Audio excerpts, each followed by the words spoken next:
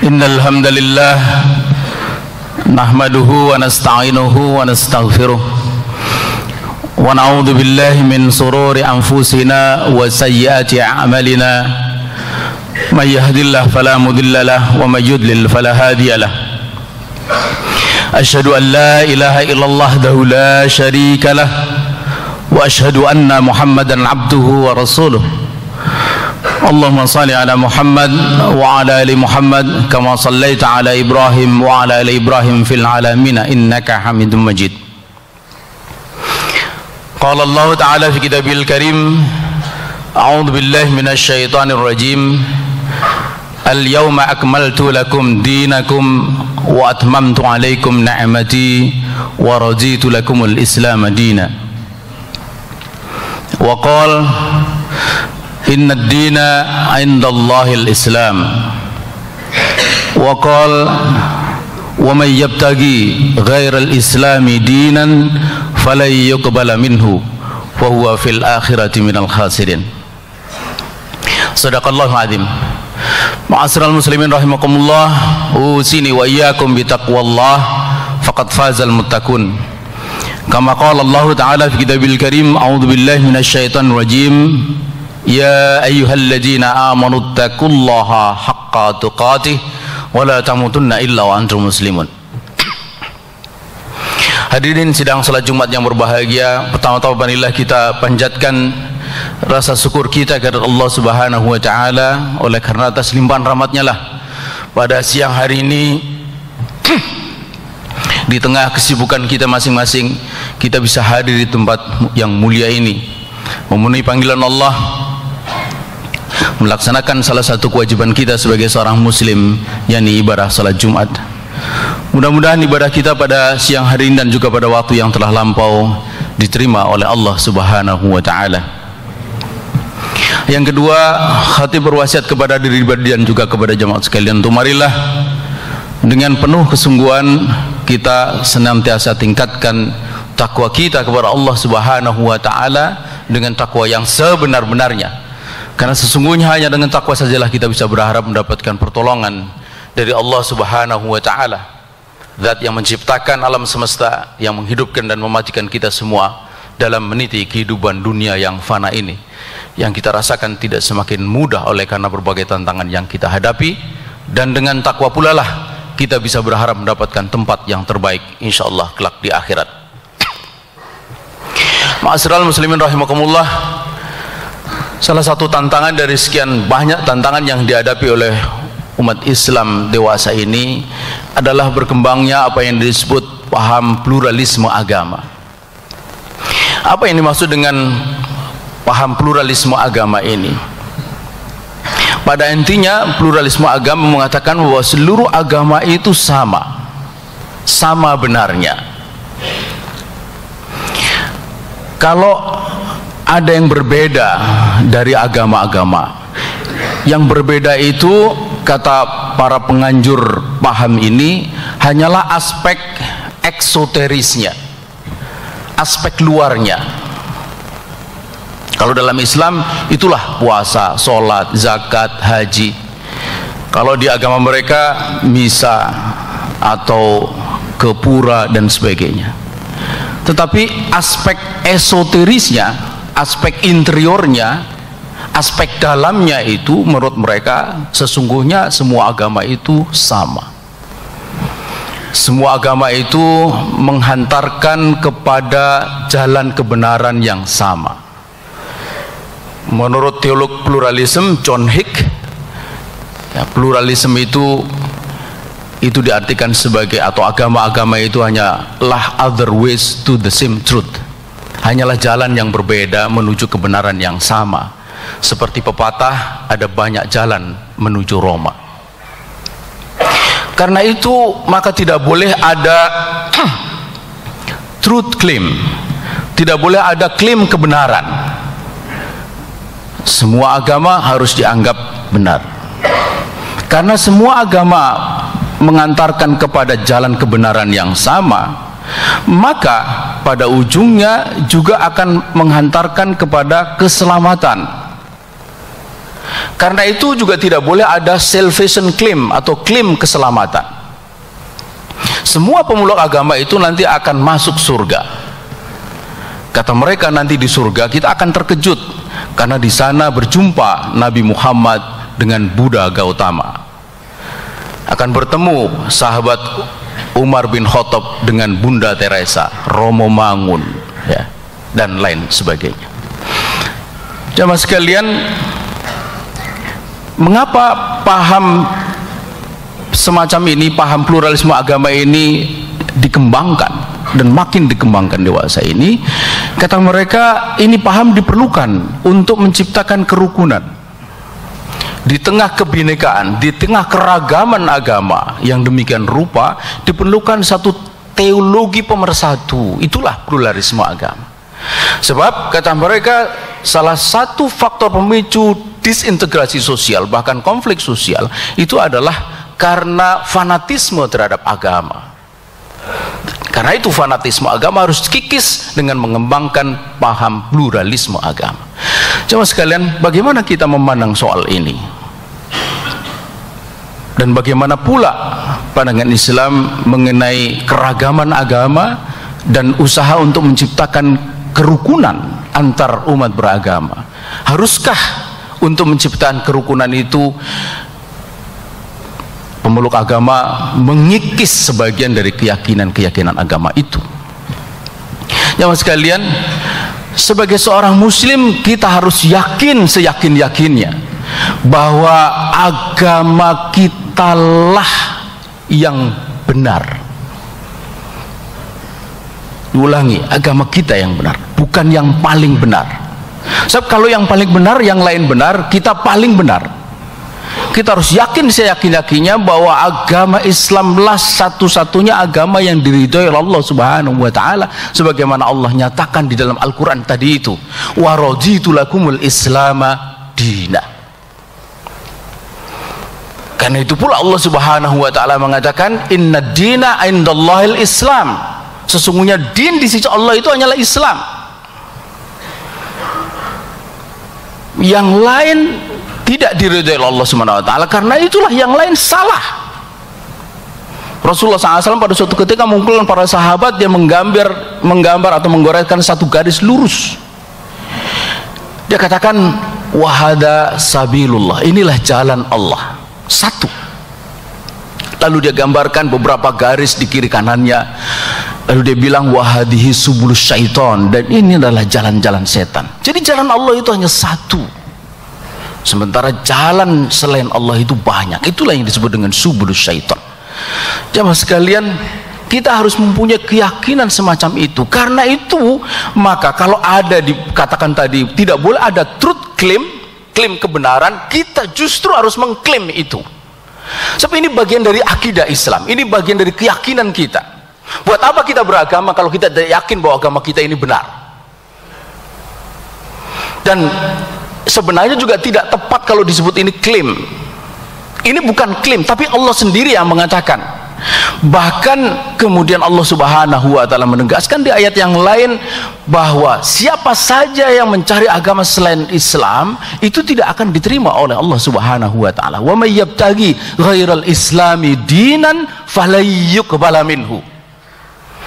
Imam Ibnu Katsir mengartikan ayat ini dengan perkataan, man salaka thoriqan siwa ma unzila ala rasulillah layyuqba. Barang siapa yang mencari jalan selain apa yang telah Allah turunkan kepada Kanjeng Nabi Muhammad, kepada Rasulullah Muhammad SAW, layyuqbal, tidak akan diterima. Lafadznya lam nun ya, layyuqbal, bukan layuqbal. Kalau layuqbal itu hari ini tidak diterima, mungkin esok diterima, atau esok lusa diterima, mungkin minggu depan, bulan depan, atau tahun depan, suatu saat nanti diterima. Tapi kalau layuqbal itu not ever. Hari ini tidak diterima, besok tidak diterima, lusa tidak, minggu depan, bulan depan, tahun depan, 100 tahun yang akan datang, sampai kapanpun tidak akan diterima selama-lamanya. wa huwa fil akhirati minal khasirin. Dan ayat ini ditutup dengan pernyataan yang tegas, dan mereka di negeri akhirat itu termasuk orang-orang yang merugi. Artinya mereka tidak selamat. Karena itu kalau tadi dikatakan bahwa tidak boleh ada salvation claim, kita justru harus mengatakan bahwa kitalah atau jalan inilah satu-satunya yang akan mengantarkan kita kepada keselamatan. Allah sendiri mengatakan mereka itu yang memeluk agama selain Islam itu tidak diterima, dan mereka nanti di negeri akhirat akan merugi, artinya tidak selamat. Dan itu ditegaskan pada ayat atau surat yang lain, surat yang kita semua tentu sudah tahu, surat Al-Bayyinah, innal ladzina kafaru min ahlil kitab wal musyrikin fi nari jahannam khalidina fiha. Sesungguhnya orang-orang kafir dari ahli kitab dan orang-orang musyrik fi nari jahannam, mereka di dalam neraka jahannam, khalidina fiha, kekal di dalamnya. Jadi siapa bilang bahwa di surga nanti akan bertemu orang-orang tadi itu? Tidak. Allah Subhanahu wa taala mengabarkan di surga itu hanyalah orang-orang yang beriman. Innal ladzina amanu wa amilus solihati ulaika hum khairul bariyah. Bahkan Allah sendiri memberikan predikat kepada orang kafir itu sebagai syarrul bariyah, sebagai makhluk atau manusia yang buruk, seburuk-buruk makhluk. Itu adalah orang yang ingkar kepada Allah Subhanahu wa taala. Di ayat yang lain disebutkan ulaika kal an'am, mereka itu seperti hewan ternak, balhum adol, bahkan lebih buruk lagi, lebih sesat lagi dari hewan ternak. Di ayat yang lainnya lebih ini lagi disebutkan ulaika kal qalb, mereka itu seperti anjing. Allah yang mengatakan itu. Termasuk juga Allah yang menyebut mereka itu sebagai orang kafir. Laqad kafarul ladzina qalu innallaha salisun salasa. Sungguh telah kafir orang yang mengatakan bahwa Allah itu satu dari tiga atau tiga dari satu. Laqad kafarul ladzina qalu innallaha huwal masih ibnu maryam. Sungguh telah kafir orang yang mengatakan bahwa Allah itu adalah al-masih, anak laki-lakinya Maryam. Mengapa pula sekarang ini ada usaha untuk kita diminta tidak menyebut kafir? Kafir itu istilah syar'i, istilah Quran. Bahkan ada surat Al-Kafirun. Qul ya ayyuhal kafirun. Orang-orang kafir ini disebut syarrul bariyah. Ulaika hum syarrul bariyah. Sementara orang yang beriman dan beramal soleh disebut ulaika humul khairul bariyah. Ya, mereka itu adalah sebaik-baik makhluk. Jazaohum 'inda rabbihim jannatu 'adnin tajri min tahtihal anhar khalidina fiha abada radhiyallahu anhum wa radu'an. Jadi dalam surga itu adalah orang-orang yang beriman dan beramal soleh, bukan orang-orang kafir. Jemaah sekalian, inilah keyakinan akidah kita. Harus yakin bahwa ini adalah agama yang benar, dan inilah satu-satunya jalan yang akan mengantarkan kita kepada keselamatan di akhirat pun juga di dunia. Terus bagaimana dengan soal keragaman itu, kebinekaan? Nggak ada soal. Ketika Allah mengatakan wahadainahun najdain imma syakira wa imma kafura, aku berikan kepada kalian itu dua jalan, imma syakira wa imma kafura, siapa yang bersyukur siapa yang kafir. Juga ketika Allah Subhanahu wa taala mengatakan la ikraha fid din qad tabayyana rusdu minal ghayy, tidak ada paksaan di dalam masuk agama Islam. Faman sa'a falyumin faman sa'a falyakfur, siapa yang mau beriman silakan, yang mau kufur silahkan. Maka sudah pada galibnya atau sewajarnya di tengah-tengah masyarakat itu nanti atau sejak dulu itu ada yang muslim dan ada yang bukan muslim. Karena itu soal keragaman itu bukan sesuatu yang asing. Islam mengakui keragaman itu. Islam mengakui pluralitas agama. Tapi kita harus menolak pluralisme agama. Pluralitas itu kenyataan masyarakat, kenyataan kehidupan. Dan Islam juga punya tuntunan yang sangat jelas untuk menciptakan apa yang disebut kerukunan tadi itu. Yang pertama, jelas bahwa kita ini tidak boleh memaksa orang itu untuk masuk Islam, tidak boleh, karena akidah itu, keyakinan itu hanya mungkin terbit di atas kerelaan, tidak mungkin terbit di atas paksaan. Yang kedua, kita juga tidak boleh menghina, melecehkan Tuhan mereka, tidak boleh. Seburuk apapun menurut kita Tuhan mereka itu tidak boleh kita hina. Mengapa? Kalau kita menghina Tuhan mereka, mereka akan balas menghina Tuhan kita, dan itu haram. Makanya kemudian muncul kaidah al-wasilatu ilal haram haramun. Wasilah yang menghantarkan kepada suatu keharaman, maka itu haram.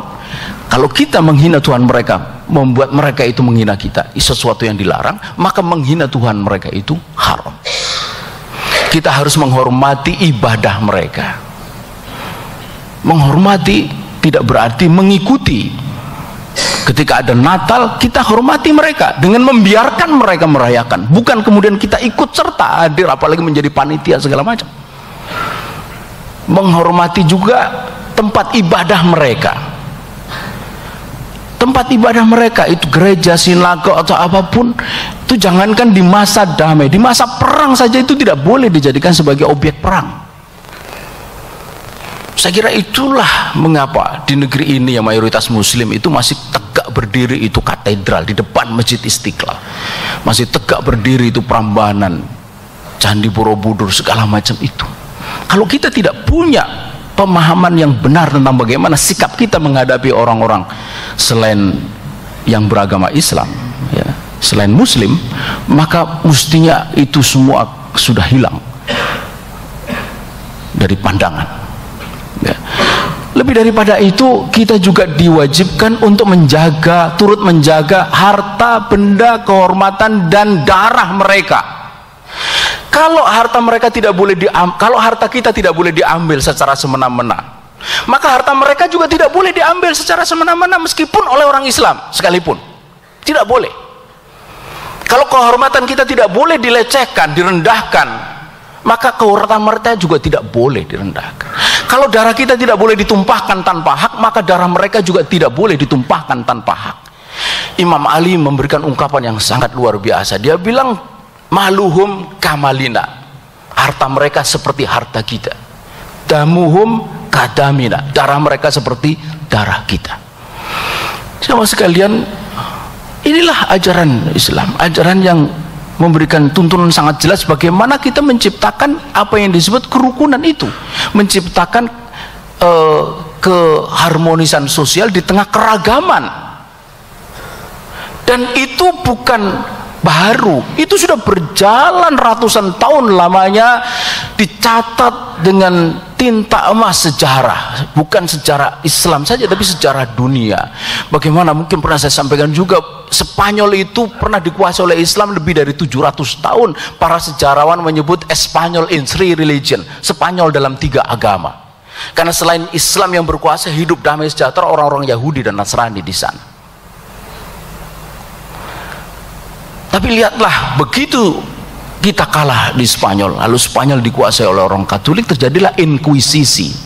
Buat orang Yahudi dan Islam hanya 2 punya pilihan, masuk agama Katolik atau dia terusir. Dan orang-orang Yahudi terusir. Di mana kemudian mereka mendapatkan perlindungan? Orang-orang Yahudi yang terusir dari Spanyol itu mendapatkan perlindungan oleh Muhammad Al-Fatih di Bukit Galata. Muhammad Al-Fatih mengundang mereka, diberi perlindungan, tempat preservasi di sana, di Bukit Galata.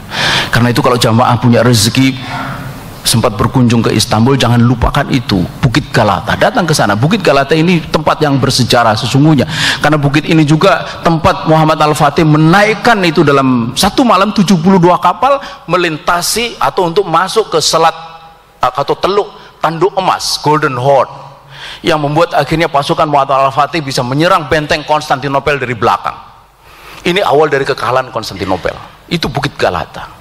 Dan di Bukit Galata itulah kemudian beranak pinak orang-orang Yahudi sampai sekarang.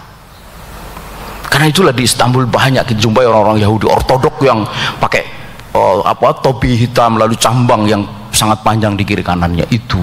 Bahkan ada penerbangan, saking banyak mungkin ada penerbangan langsung dari Istanbul ke Tel Aviv. Dan kita masih jumpai sampai sampai sekarang sinagog di sana. Bukan bekas sinagog, tapi sinagog yang masih hidup. Bayangkan itu. Itu Istanbul itu pernah menjadi pusat kekuasaan Daulah Khilafah Utsmaniyah. Ratusan tahun lamanya orang Yahudi masih ada sampai sekarang. Itu menunjukkan bagaimana Islam itu menjaga pluralitas, keragaman. Karena itulah jamaah sekalian, kita harus menjaga betul akidah kita. Kita tidak boleh terperosok. Kalau ada harta benda, harta milik kita yang paling berharga, itulah akidah kita.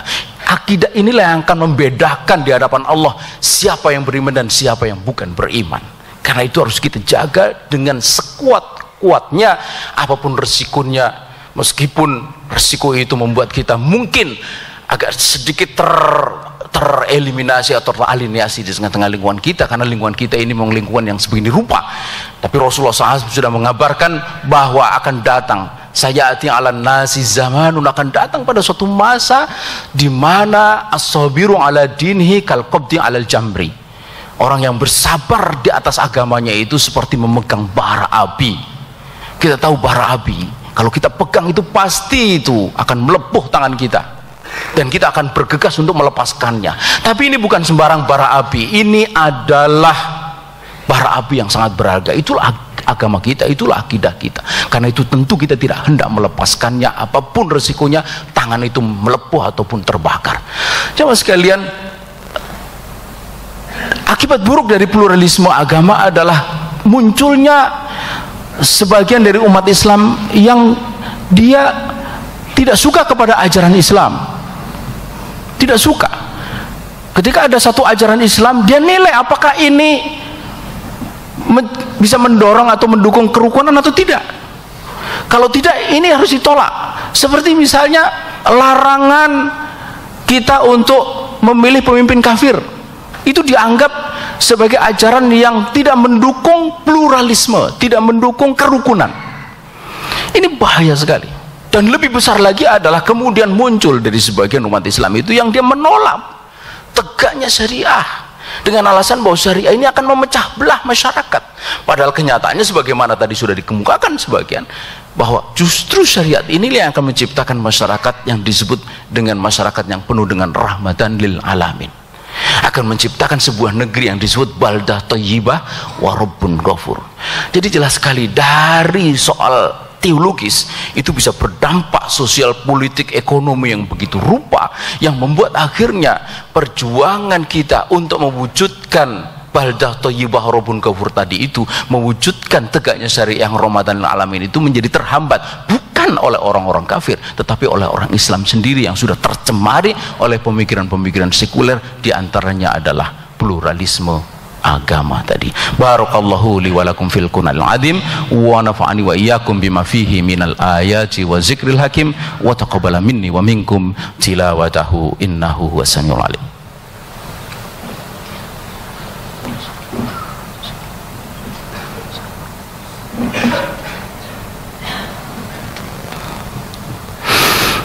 Alhamdulillah, alhamdulillahilladzi hadana lihada wa ma kunna linahtadiya laula an hadanallah. Asyhadu an la ilaha illallah wa la syarikalah wa asyhadu anna Muhammadan abduhu wa rasuluh. Ma'asyiral muslimin rahimakumullah, usini wa iyyakum bi taqwallah faqad fazal muttaqun.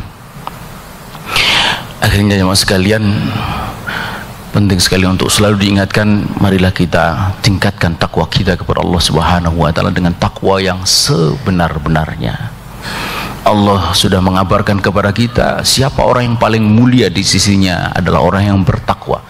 Inna akramakum indallahi atqakum.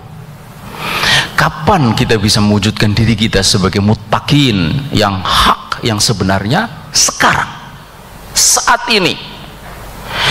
Kita mungkin tidak akan punya kesempatan lagi lebih panjang atau lebih banyak, karena ibarat permainan, maka ini permainan yang kita tidak tahu kapan wasit itu meniup peluit panjang. Kalau dalam sepak bola masih kelihatan itu 45 kali 2 plus injury time, tapi ibarat permainan hidup kita ini kita tidak tahu kapan berakhirnya. Karena itu maka mestinya kita harus waspada setiap saat. Jangan sampai lewatkan walau sedetik, kecuali urusan kita itu adalah bagaimana kita meningkatkan takwa kita atau menjaga takwa kita ini. Semua unsur-unsur yang bisa membuat takwa kita ini menurun, apalagi sampai hancur, itu harus kita singkirkan jauh-jauh, termasuk paham-paham sekuler tadi itu, pluralisme agama dan seterusnya. Karena itu semua akan merugikan kita. Sebanyak apapun yang kita dapatkan di dunia ini dari kita mengikuti paham-paham seperti itu. Jabatan, setinggi apapun jabatan di dunia ini, di negeri ini pasti akan ditinggalkan, cepat atau lambat. Apalagi jabatan di bawah itu tidak ada yang abadi. Seberapapun kekayaan yang kita miliki, semua akan kita tinggalkan.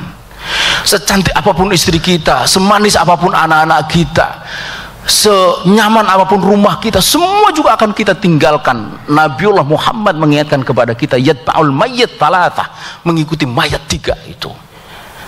Ahluhu, maluhu, wa amaluhu, keluarganya, hartanya, dan amal solehnya. Fayarji ahluhu wa maluhu, kembali itu harta dan keluarganya. Itu tak ada satupun dari anggota keluarga kita, walau istri yang bilang sangat cinta kepada kita, mau masuk bersama kita ke liang lahat, tak ada pula anak-anak kita, apalagi tetangga, tak ada.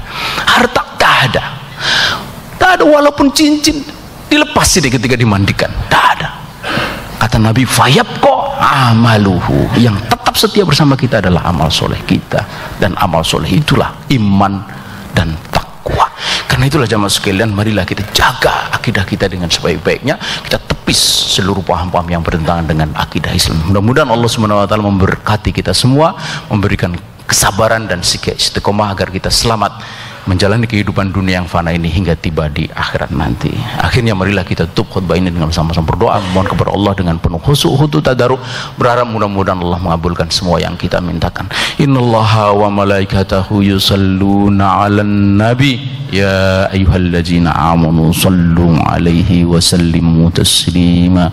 Allahummaghfir lil mu'minina wal mu'minat wal muslimina wal muslimat al ahya'i minhum wal amwat innaka sami'un qaribun mujibud da'awat wa ya qadiyal hajat rabbana ighfir lana wa li ikhwanina alladhina sabaquna bil iman wa la taj'al fi qulubina ghillan lil ladzina amanu rabbana innaka ra'ufur rahim. Allahumma inna nas'aluka salamatan fid din wa afiyatan fil jasad wa ziyaratan fil ilmi wa barakatan fil rizki wa taubatan qablal maut wa rahmatan indal maut wa maghfiratan ba'dal maut. Allahumma hawwin alaina fi sakaratil maut wan najata minan nar wal afwa indal hisab. Allahumma arinal haqqa haqqa warzuqna ittiba'ah wa arinal batila batila warzuqna istinabah. Allahumma aslih lana dinana alladhi huwa ismatu amrina wa aslih lana dunyana alladhi fiha ma'asuna wa aslih lana akhiratana alladhi ilaiha ma'aduna waj'alil hayata ziyaratan lana fi kulli khair waj'alil mauta rahatan lana min kulli syarr birahmatika ya arhamar rahimin. Allahumma a'izzal islam wal muslimin wa ahlikil kafarata wal musyrikin wa dammir a'da'ana a'da'ad-din. Allahumma ansur man nasaraddin. Allahumma ansur ikhwanana fi Rohingya, fi Filistin, fi Suriah, fi sairil biladil muslimin birahmatika ya arhamar rahimin. Allahumma inna nas'aluka dawlatan khilafatan rasidatan ala minhajin nubuwah allati tutabbiquha sari'atakal uzma wa tu'izzu bil islam wa ahla wa tudillu bil kufra wa ahla wa ja'alna minal amilina li iqamatiha bi rahmatika ya arhamar rahimin. Allahumma rabbana hab lana min azwajina wa dhurriyyatina qurrata a'yun waj'alna lil muttaqina imama. Allahumma rabbana atina fid dunya hasanah wa fil akhirati hasanah wa qina adzabannar. Subhana rabbika rabbil izzati amma yasifun wa salamun alal mursalin alhamdulillahi rabbil alamin. Ibadallah innallaha ya'muru bil adli wal ihsan wa ita'i dzil qurba wa yanha 'anil fahsai wal munkar wal baghi ya'idzukum la'allakum tadhakkarun wa la dzikrullahi akbar.